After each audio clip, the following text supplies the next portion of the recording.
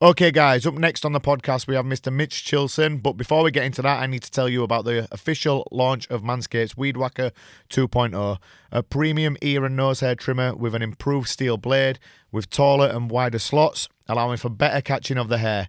Listen, let's face it. Nobody finds nose hair attractive. That's why Manscaped have launched the Weed Whacker 2.0 with improved blades and motor. You can feel the power of nasty nose hair annihilation in the palm of your hands. I use this regular. It goes with me everywhere in my travel bag. It will be coming to America with me next week. The Weed Whacker 2.0 can now also be found in the performance package with no additional cost. As always, use code KICKINIT for 20% and free shipping. Okay, guys, One Championship's American debut is right around the corner, and what better guest could I have here? The main man who's going to be having the pleasure of being ringside to call all these fights. And it's going to be a bit funny, this, Mitch, because the tables have turned a bit here. You're usually the one asking me all the questions, so I'm getting my little turn to interview you now. We've got Mitch the Dragon Chilson with us. I know you're busy, mate. Thank you for joining us. How's things? Are you in Singapore or Thailand now? Singapore? Yeah, bro, just got to Singapore, man. Thanks for having me. I'm excited to be on Kicking It with Liam Harrison, bro. This is exciting. Right, mate, you've been crazy busy at the minute. One championship, there's all sorts going on. The Friday fights at Lumpini have been insane. We've got the American debut, the show last week. But let's just pull it back a little bit, because you were around fighting for One Championship when it first came about. Do you want to have a brief look at how you started off with One, and then how you got into the commentary side of it and the fight calling side of things? Yeah, dude, I competed for a while out here in Asia. I fought Muay Thai in Thailand. I'd started doing some mixed martial arts, and then I got the chance to compete on the first One Championship show. Oh, the first one ever, were it? The first one, Wow. back in September of 2011. And, it was just a wild ride. Like, I did maybe 4 fights with One Championship, and then I took a break, did some TV. And then they asked me back because they had a fallout with one of their commentators. And they said, would you like to try commentating? And I was like, yeah, 100%. I think it would be fun. And I jumped in there and I did terrible, bro. Like I was awful. Like it was not good. But they brought me back. And in the interim, I had an opportunity to do a bunch of reality TV. And during that time, you have to kind of come up with a lot of your own lines and, get better at speaking in front of the camera. And I made so much improvement between the first time and the second time that I did it. They invited me. They were like, would you like to do this full time? And I was like, 100%. And so I started practicing and working on broadcast journalism and all that stuff. And it was just a lot of fun. And it's been a wild ride ever since, bro. I was going to say that it must have been a wild ride. So you've been there right from the beginning, from when it first started out, to seeing what does it mean to you now to have been there from the start where you were and just where we are now as you're about to hit and break America? It's, man, it means a lot. Like I was obviously I fought on the first card. I've been calling fights since 2015.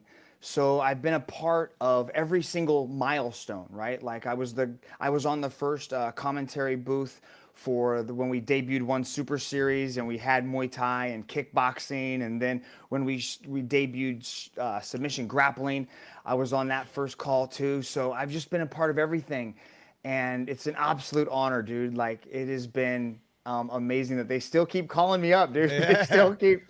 They still keep inviting me on the mic. So I just hope I do every fighter's job, or I do their moment is much pride and is You do it justice, mate. You do it all justice, mate. Haven't you had called me out in the ring and stuff when I've had the bonuses and stuff? You are the man for the job. I need some pointers off you actually, because I'm going to be hosting some of the watch parties and stuff when we're out in Denver for that show. So I'll be hitting you up for some pointers of what to do. You're coming? I'm coming. You're yeah, coming? yeah. You're in Denver? Yeah. They're bringing me out to help with the media and the watch parties and stuff like that. So that should be fun. But I'll have to hit you up. I wanted to ask you about, because then you said you went away and you practiced and you had to come up with your own lines and stuff like that. You and Chevello had a crazy relationship, and some of the stuff that you both said were absolutely hilarious. What were it like working alongside him? Because he's been around in the combat sport commentary world for forever, really, hasn't he? Dude, he's a good dude, man. He taught me a lot. He taught me a lot about this game and how to conduct myself and how to kind of get out of my own head and really just kind of let my natural self out on, the microphone. And we've had an incredible time. We had a great ride. you know, he taught me how to be a better commentator. Yeah. Right. There's been all sorts going on at the minute. There's honestly one championship at the minute. I get myself in all kinds of trouble. I did a tweet not the other week that went absolutely viral. I said one championship, the Friday Muay Thai fights, are 100,000 times more exciting than any UFC fight I've ever seen. It went viral. I had all the MMA guys jumping on me, going, "You don't know shit." Blah blah blah. I'm like, oh fucking hell, what have I done here? I thought, but I stand by what I said, because week in, week out with these shows, it is absolute madness. What is it like? Because I keep thinking every Friday when I'm watching these shows, it can't be better than last week, and it just keeps surpassing itself. What's it like being ringside for that every single week? Dude, Lumpini's wild. Like it is, like you have to be there. You have to experience, you know, like what that environment is like. There's nothing like it I've seen in combat sports. The only thing I could kind of compare it to was being in Myanmar. Yeah. When Ung La fought, right? That sort of that energy, that pulse, that atmosphere, you can cut the tension with a knife, you know, and Lumpini is a special place, as you know, and I'm sure your audience, you know, is fully aware of the magnitude that is Lumpini Stadium. And to be in there, calling fights is one thing, but then to have the fights get delivered the way that they do, these guys are out there fighting for dinner, man. Every single athlete wants a bonus, and they show it. Yeah. They're going out there head hunting, and everything is so dramatic. And the way that you talk to these guys before they fight, and the hunger that you see in their eyes, that they just want to go out there and perform, and they want to put their skills that they've been crafting, you know, over a lifetime on display, and they get that opportunity. And then I get to get out there and give away this money, and I know what this money is going to do for them. I know that this money is going to change their lives, and it's going to create their a better situation for their entire family. So I get geeked just giving away that money too. I bet, mate. Like you said, then you can see it like in what it means to a lot of them. Like some of them break down in tears, some of them are absolutely ecstatic, some of them just can't even believe what has just happened. It's amazing that we've got this on every single week now. And when it came around and Chatry said, right, there's going to be no gambling in the stadium, a lot of the gamblers were upset about that and stuff, because I saw a lot of gym owners as well who were writing and saying, oh, but the fighters, they get bonuses off the gamblers. But now, when Chatry's giving all these bonuses out like this, it's more than they're getting off the thing, off the gamblers. And they can also, they can fight every like 6 to 8 weeks as well. You've got regulars who are coming, like Sexan's having his third fight this Friday. Third fight in maybe 3 or 4 months or whatever it is. He's a regular on the show now. And a guy like him, who's had his whole career fighting like that, he's won 2 bonuses. To be fair, if Sexan was around, sorry, if this was around years ago, Sexan would be a multi-millionaire, because he's just, it's absolute madness every time he fights. But he's changing their lives. And like you said, you're in there getting to witness it and see the reactions when you are giving the money to him. Has there been any standout fights? Because obviously it's going to be a bit different to me watching on the telly when I'm about my business. Cause it's the middle of a Friday afternoon over here when we're watching it, so I'm in the gym and stuff like that. I'm trying to watch on my phone. Has there been any absolutely outrageous standout fights that have just stuck in your head in them Friday shows?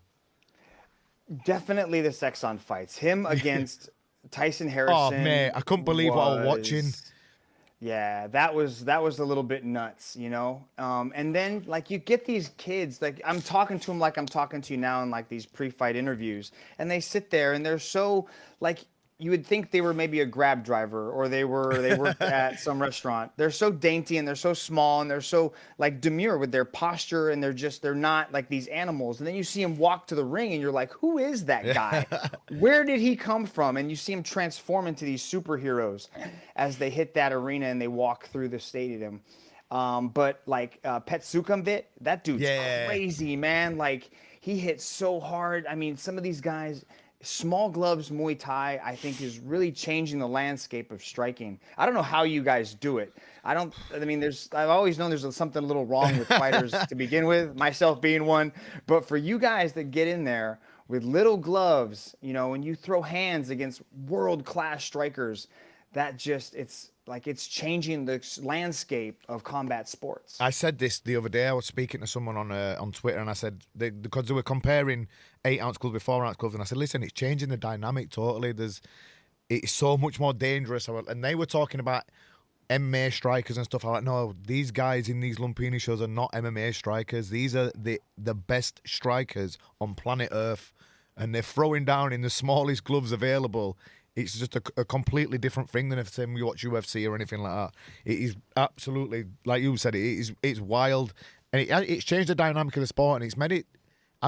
Muay Thai fighters now are starting to finally get treated like superstars, like the MMA fighters, like the boxers, etc. Do you agree with that now?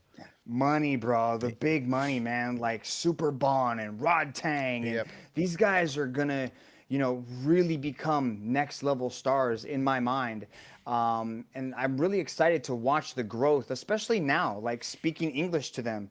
And they're able to communicate with me. Like Nong O, we had full conversations last week in English, and I was baffled. I was like, how did he learn English so quickly? Like from the time you fought him to the time that he fought Haggerty was night and day. And Super Bond's the same way. And I think once these guys hit the United States and they're on TV and you're falling in love with them, like Stamp, people are going to flip over Stamp. She is an adorable human being and one of the most violent human beings on the planet. Yep. And she is just going to be a superstar in the making. And Rod Tang, Super Bond, I mean, all these guys are just going to be megastars. And I cannot wait to see what happens, not only to their bank accounts, but also to their popularity of one championship as well. 100%. Right, let's get on. You mentioned Nongo there. Let's get on to the Friday show just gone, because that was one of the biggest upsets we've seen in many, many years. No one give Haggerty a chance, myself included. I honestly thought I'd watched him at the lower weights and stuff like that, and I thought, you know what, I think he'll give a good account of himself, but I just didn't see how he could win. How fucking wrong were we all? Mind blown. What were your thoughts on that fight? Like, I thought Haggerty didn't have enough time to really settle into bantamweight. Yeah. I knew he had problems making flyweight. Like, he's always had difficulty getting down to that weight. But I didn't think he would really be able to handle Nongo's shots. Like, I didn't think he had the infrastructure, to handle getting hit by Nongo. I was hoping, like, maybe they give him a few more fights to kind of grow into the weight, And I saw him at the weigh-in, and I saw just how big he was. Solid, mate. Standing next to him. Solid. I was shocked. Yeah. I was shocked. His arms were like this much longer than Nongo's, right? His chest, everything was thick. And I was like, oh, wow, this might be the guy to do it. And I still didn't, when they rang the bell and then Nongo landed the first couple kicks and hit him with that leg kick. And I was like, whoo, okay, let's see what Haggerty's got. And then Haggerty lit him up. Beautiful checks, counters to the body, going up top. The feints, the movement was beautiful, dude. I cannot believe how well Jonathan Haggerty did in that main event shot. Yeah, 100%, mate. And like you say, like everyone had wrote him off, and it was great to see him get the big bonus as well. He's another one who's going to be he's going to be absolutely loaded. I think he's only 25, 26 still, so he's not even hit his prime reel yet. So 28, 29, a very dangerous young man there. Let's get on to the American card then, because there's some serious fights on this. Some serious fights to look out for. I'm going to have to have a little screenshot here because there's so many big fights on the card. So obviously we've got DJ versus Morales part 3. Rod Tang, so the first time of the Americans, the crowd are going to get to see him live. They're in for a treat with that. Fighting Edgar Tabarez from Mexico. You've got the best of the best grapplers on the planet. Mikey Musumeci. How do you say it? Musumeci, is that right? Musumeci, yeah. Musumeci. My favourite grapplers on here as well, Renier Deridia. Obviously, I don't know anything about grappling at all. As you know, I'm a striker. But I love watching him grapple because he's like a python. He's just arms and legs are everywhere. Then we've got Onlon Sang, Robocop versus Sebastian. We got Sage Northcutt returning. What fights on this card are you... I've just named a few there. Obviously, we've got Stamp, you mentioned it before. There's a lot of these fights could have Fight of the Night written all over them. Which ones are you looking forward to the most? I agree. I think that any fight could really steal the show. Watching Solditch against Kadastam. Yeah. I don't know if they're going to shoot. I think that is going to be a basically a stand-up match. I think Kadastam loves to keep it on the feet. His striking is looking crisp and sharp. Solditch, we have yet to see the best from him. So there was that last match with Murad, the knee to the groin. That wasn't good. So I'm really interested to see what he's going to be like, especially against the guy that's going to strike with him. Can't wait for that. I'm looking forward to Stamp and Elise Anderson. I think that's going to be a huge match in the atomweight division. I was as watching. far as- I think Stamp said, "I'm going to win with Muay Thai," and Alicia said, "I'm going to submit you." I was reading an interview of them both the other day. How do you see that one playing out then? I don't know. Stamp is very good inside the clinch, you know, and Elise likes to get into the clinch to get people to the ground. So she has to kind of get by that. So it'll be interesting to see how she gets that match to the ground. But Elise is very good on the ground. She's got very good jiu-jitsu, especially when she gets into that clinch. She jumps into triangles. She's very innovative, and she's training out there with Rose Namajunas, which is a dangerous combination, dude. Right. Right. So Yeah. that's really interesting to see what happens and what kind of steps she can take up in her prep, because I saw her on IG the other day and she was looking thick and strong.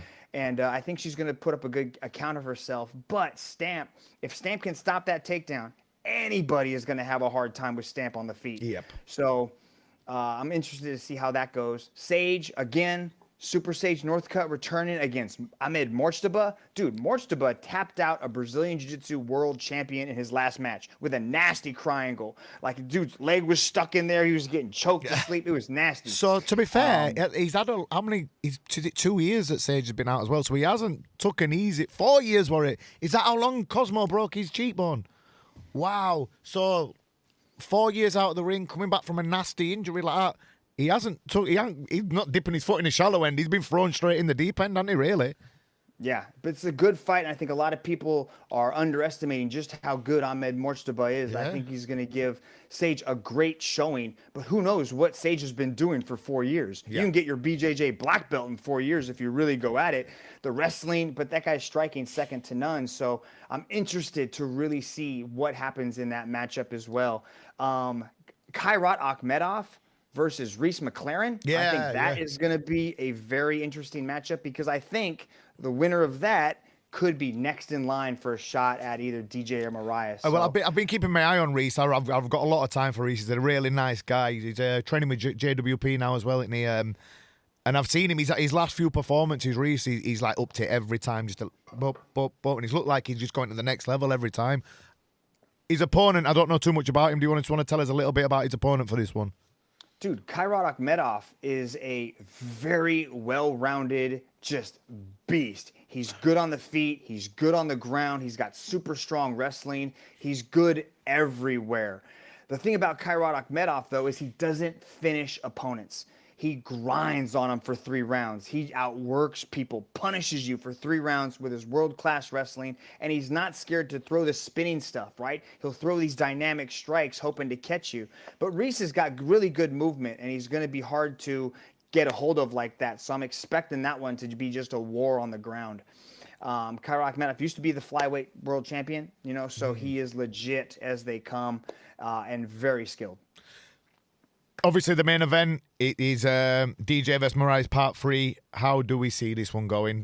Because to me, last time DJ looked like he'd upped his game to just a completely different level. But obviously, Mariah he's big for the weight, he's strong, and he knows that he can hurt DJ if he get the tactics right. How do you see it going? I don't know, man. I rewatched that fight earlier last week, and like if you watch the first fight, his movement gave DJ some problems, right? DJ had to try to hunt him down. And that's DJ's thing. He's just like, I'm just going to go out there and fight, man. I'm going to go out there and put it on the guy. And Adriano's hard. He's elusive. He's hard to track down. And because of that movement, DJ rushed it. He made some mistakes and he got too close and boom, the knee was there. But if you watch the second fight, the first 3 rounds, Mariah was doing really well. Mariah had that movement going on. He was hard to hit. He was evasive. He was countering shots. But DJ eventually found him. So it's going to be, can Adriano keep his foot on the gas, get on his bicycle, and keep that movement going? Or can DJ find him? I'm also interested to see if DJ uses more wrestling. DJ's fallen in love inside the gi. Like, he really spends a lot of time inside the gi, and he wants to compete, I think, in some BJJ tournaments soon. I don't know if he's going to go like the worlds or whatever his like aspirations are as far as getting inside the gi and doing jiu-jitsu, but he's been spending a lot of time grappling, and that dude's been working out with Henry Cejudo. Yeah, we you had know? we spoke to DJ in last week, and we asked him about having Sudo in camp with him, and he said they have some really great like wrestling and sparring and stuff like that. So you're not going to really get anyone better on the planet, really, are you, to be doing your work with like that? And they're competing on the same weekend or something like that. So they're trying to peak together. So that's a great training partner to have. I'm interested to see what kind of DJ he brings to this fight. Home soil, no jet lag, not going across the world to compete. It'll be interesting to see what DJ comes out, because he's still showing us new things at 36 years old. Like, he's still got, that hunger and that drive inside of him. So I'm interested to see what DJ shows up. But same thing can be said about my boy Adriano Moraes. What is going to happen with him? What's he been working on? Is he going to change his game? Is he going to show us new wrinkles that he's been working on? I don't know, but just like you, I can't wait to find out. Last one on this, Rod Tang. What can the American crowd expect with him and Edgar Tavares? I don't know much about Edgar. I've only seen a couple of his fights when I started my research, but he seems like a gamer, right? Like, he seems tough Mexican. He's going to become to put on still going to want to make a statement, and he ain't going to lay down. Yeah, like I assume he's going to be similar to like Daniel Williams and Jacob Smith, right? Like, those guys just came forward ready to put on a show, really, hungry, driven, forward pressure fighters. I think that's going to be what we expect from Edgar Tavares. Rod Tang, I don't know if the U.S. crowd is ready for Rod Tang. I think people are going to fall in love with him. I really believe that Rod Tang is a special athlete, right? I don't know if he's going to show us that technical side of Rod Tang, or if he's going to show us the Demolition Man, the destroyer of worlds, this iron-chinned, gun-slinging, brawler who just comes out throwing, or are we going to see a more technical aspect of him? Because I know in those small gloves, he does, if he gets somebody who's game, right, and somebody that takes shot, he shows us a little bit of technical, he shows us more muy famur style. Like, he has that ability. People don't realize how good a technician he can be if he wants. Yeah, 100%. And I think we might see a little bit of that, but we just get caught up in the violence, right? We just like to see the warrior that is Rod Tang, the Iron Man. But I think we're going to start to see a little bit more, because I think he's getting ready for Superlek. The Superlek fight is definitely on the horizon, and so he's going to need to be sharp in all areas. So I think this is going to be a great fight, and definitely one to watch. Just before we wrap this up, mate, I was going to ask you if you could pick an MMA super fight, a Muay Thai super fight, and a kickboxing super fight, what you want to see in one championship in the near future. Obviously, mine would be Rod Tang and Superlek. That's got to happen in Muay Thai. What about a kickboxing and an MMA one? Kickboxing, I was really excited to see Superbon and Typhon Ozjan. That's coming up on One Fight Night 11. June the 10th, I think.